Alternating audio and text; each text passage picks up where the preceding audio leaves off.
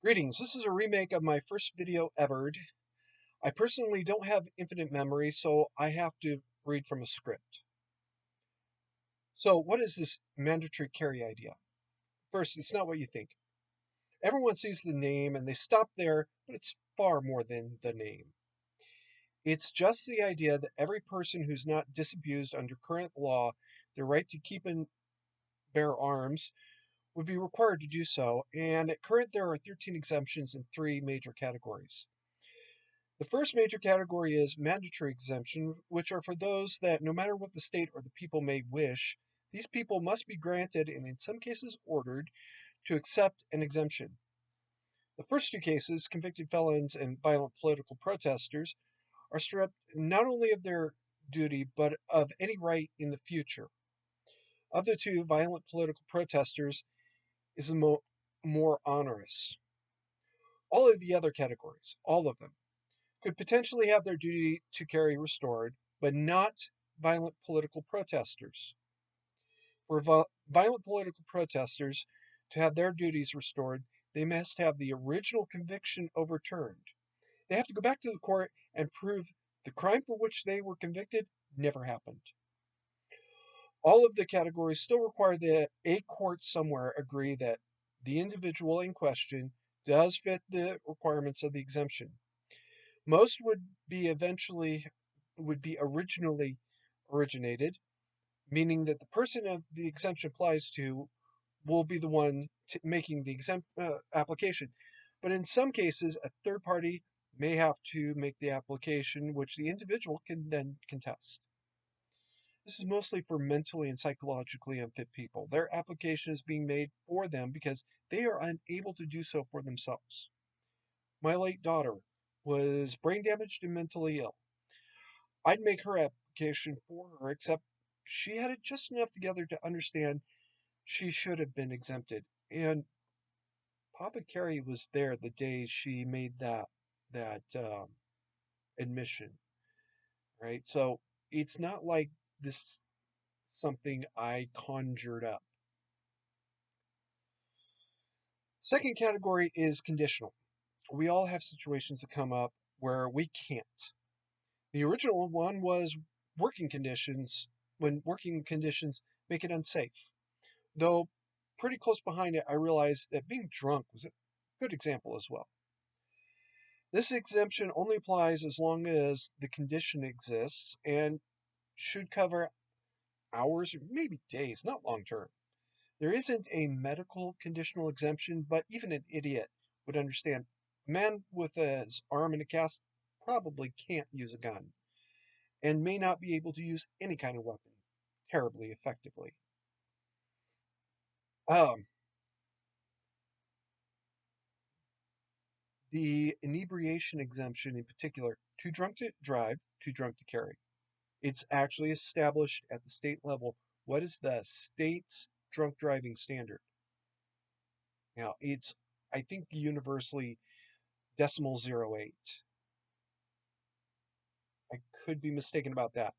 Um, Too drunk to drive, too drunk to carry, understood. Also, the inebriation exemption is not just you are now uh, too drunk to carry or too drunk to drive.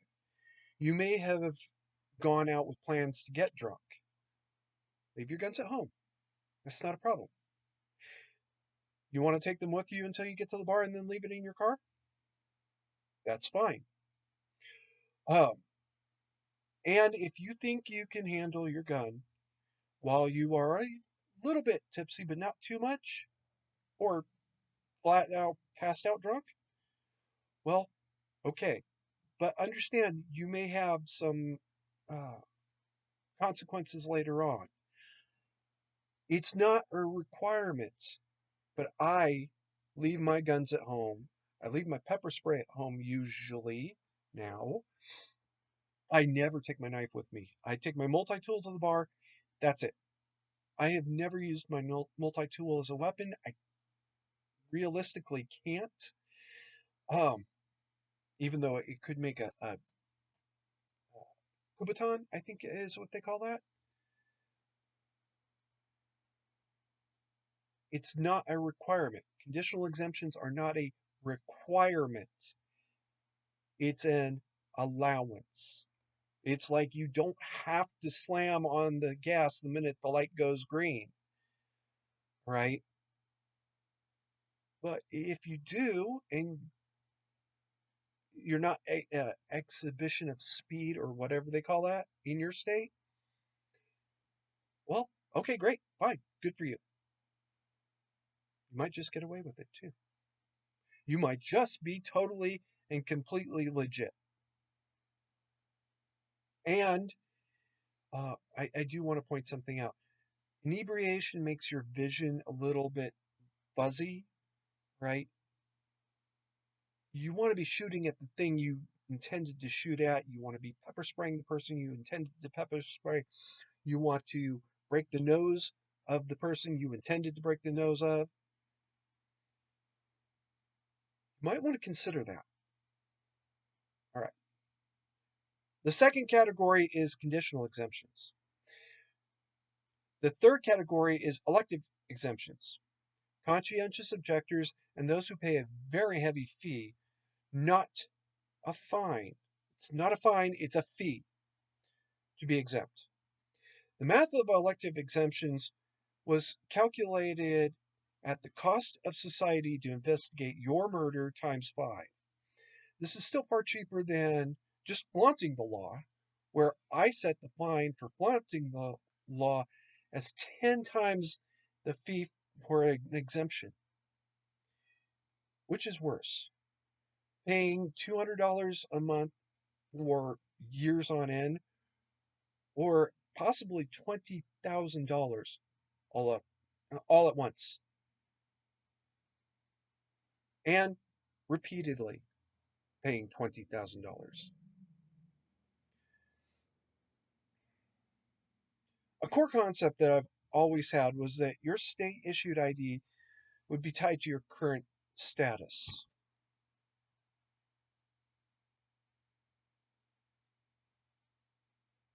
A core concept that I've always had was that your state issued ID would be tied to your current status.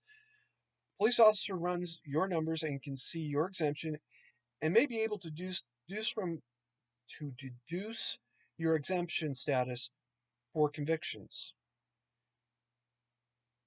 Um, they run a wants and warrants check, and if it comes back that you have a conviction for fill in the blank, they can deduce what your exemption is. They should be able to deduce your exemption status if it's for physical disabilities just by looking at you. Hey, your arm is in a sling. It's not hard, all right? You're in a wheelchair, you're quadriplegic and in a wheelchair. That's not hard. However, your ID will only tell them that you are exempt, and any special restrictions, just like how they can know if you're driving, you're required to wear glasses or only allowed to drive during daylight hours. Fun fact, I personally am not allowed to drive without my bifocals. I can't read the far signs, the far street signs without my glasses and without my distance glasses and without my bifocals on.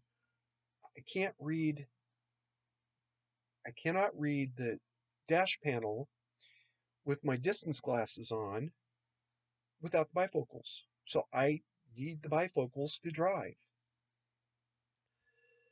I also am required to drive with, I am required to wear glasses with transitions because the sunlight hurts my eyes when I wear my glasses. It's fine when I don't wear them, or it's usually fine.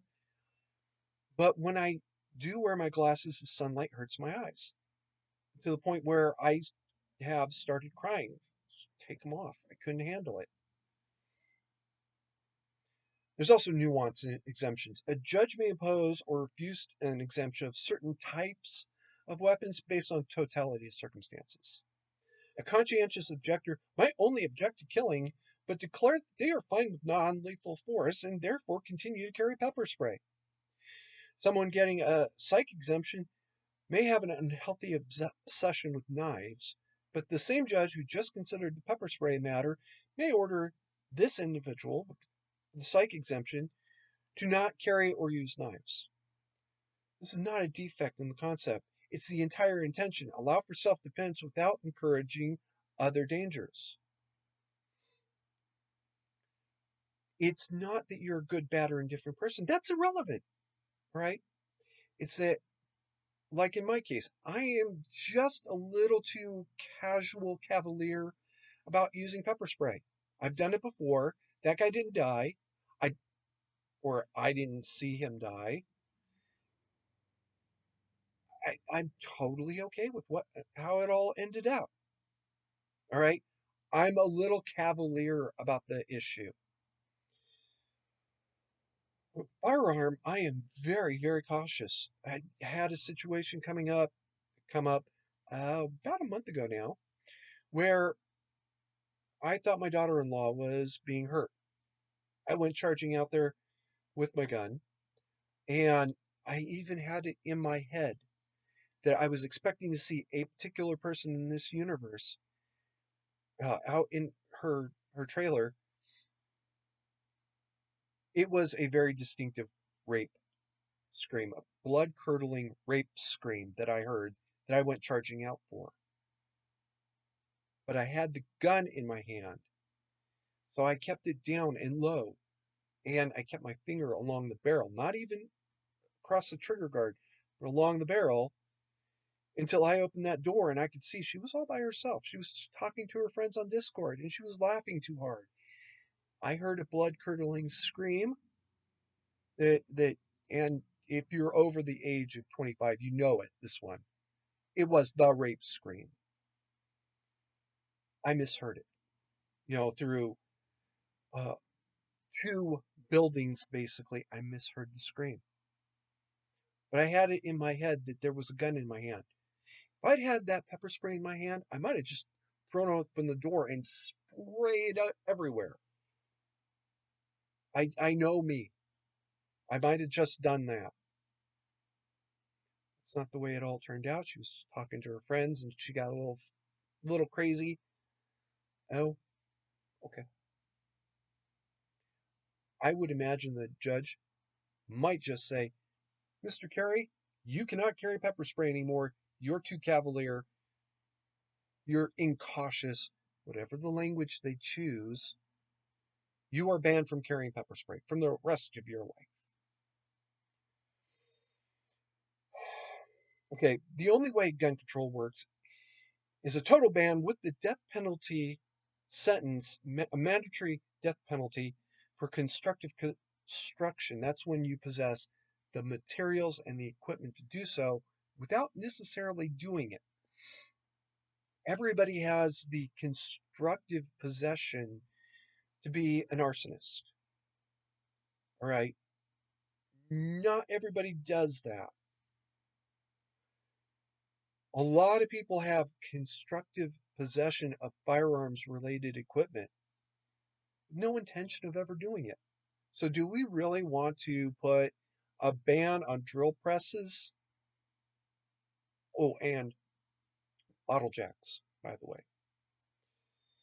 Eventually, someone will come up with a way of making even muzzleloaders work as weapons of mass destruction or mass shooting weapons. I tried for something like 10 years to make a gun ban work, and I couldn't do it. Worse still is that criminals will continue to make automatic weapons, ban or no.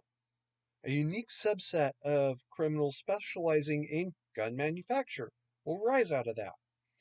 There are many examples of guns being made by the black market under the most primitive of conditions, including a case out of Brazil where Mac 10s were made without apparent electricity. This was a jungle factory and no apparent electricity, although I suspect there were generators for very unique parts, very specific parts of the process. These were of sufficient quality that they were converted from automatic only to semi-auto only and issued out to Policia Nacional as their off-duty and backup weapons. Yeah, that happened.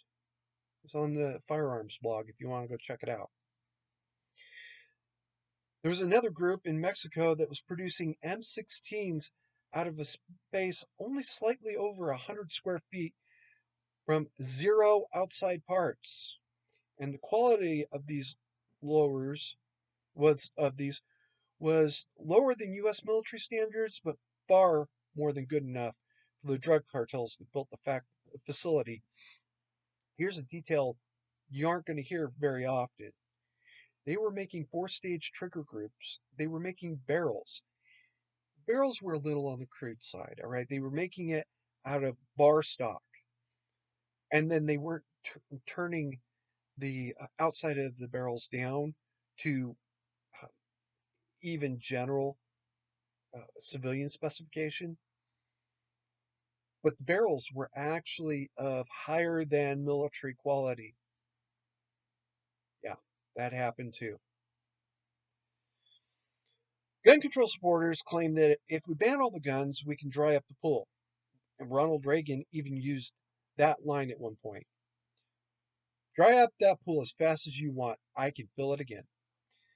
The Brazil case, the Jalisco case, the Philippines cases rather. There is a Colt 1911, and I'd seen the serial number once. This was like 5 or 6 years ago. Actually, I've seen it more than once, but that's the point. If this serial number ever comes up, it's just logged because that same serial number has been replicated so many times that even the ATF had to investigate themselves. They had to investigate themselves while they were investigating half a dozen local police departments and the FBI because this gun, this serial number, was in ATF possession. They had taken possession of the weapon because it had turned up at over a dozen murders after supposedly being destroyed, right? ATF finally stepped in on one. They were starting to get a hint that something was going on. They had possession of that serial number, and it turned up at yet another uh, shooting. That same serial number at a shooting several states away. I want to say the one they had was out of New York. The one that showed up after they took possession was in not Nevada, Montana. All right, and I might be a little fuzzy about the states. It keeps turning up. After that, the ATF sent out a bulletin to all law enforcement agencies. I've seen this bulletin because of my time at the port security unit.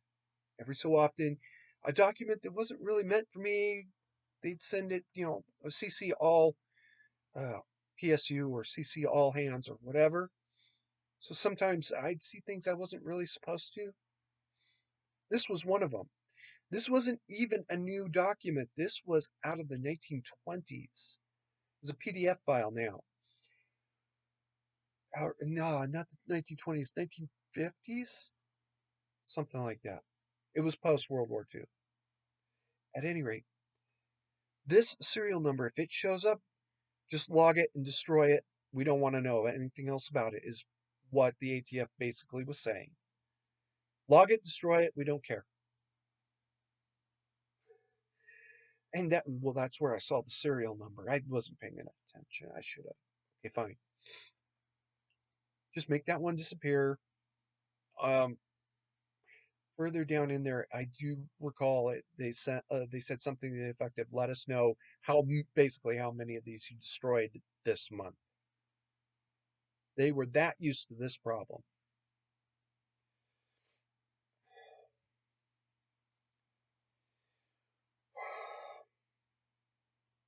So dry up that pool as much as you want, as fast as you want. I can fill it again. So here's my standing challenge. When you can tell me how you're going to keep that pool dried up, I will walk away from all of this. I will go back to being a gun control supporter, which I nominally-ish was in the early to mid 90s. It ended in 1999. 20 April 1999 was the day I stopped being a gun control supporter.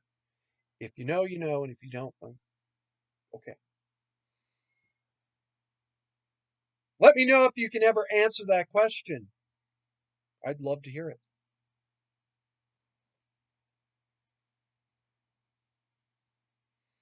And a shout out to my original project, Pod Home. Pod Home is a concept to create homeless shelters based on Japanese pod hotels. Um, One of the mandatory exemptions, and one of the ones that only the individual can apply for, is homelessness or indigence as it's written. You are homeless. You were cited for not having any kind of weapon at all. You go into the courtroom, you say, Your Honor, I'm homeless.